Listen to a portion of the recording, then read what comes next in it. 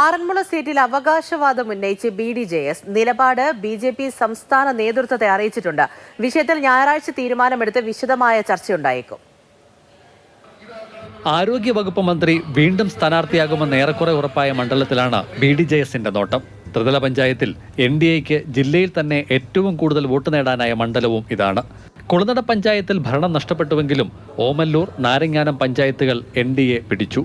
പത്തനംതിട്ട നഗരസഭയടക്കം 13 തദ്ദേശ സ്വയംഭരണ സ്ഥാപനങ്ങൾ, 2 പഞ്ചായത്തുകളിൽ ഭരണം കിട്ടിയതടക്കം NDAയ്ക്ക് വിജയിപ്പിച്ചെടുക്കാനായത് 43 ജനപ്രതിനിധികളെ.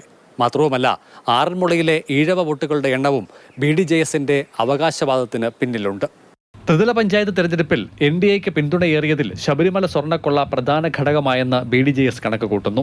SITക്ക് കാലാവധി നീട്ടി നൽകിയതും ED കേസും കൂടി കണക്കിലെടുക്കുമ്പോൾ നിയമസഭാ തെരഞ്ഞെടുപ്പ് ഘട്ടത്തിലും ശബരിമല കത്തുന്ന രാഷ്ട്രീയ വിഷയമാകും. ഇടതുപക്ഷത്തിന് ഉറച്ച വോട്ടായിട്ടുള്ള സമുദായത്തിൽ നിന്നും ഇക്കാരണത്താൽ തന്നെ വർദ്ധിത പിന്തുണ പ്രതീക്ഷിക്കുകയാണ് BDJS.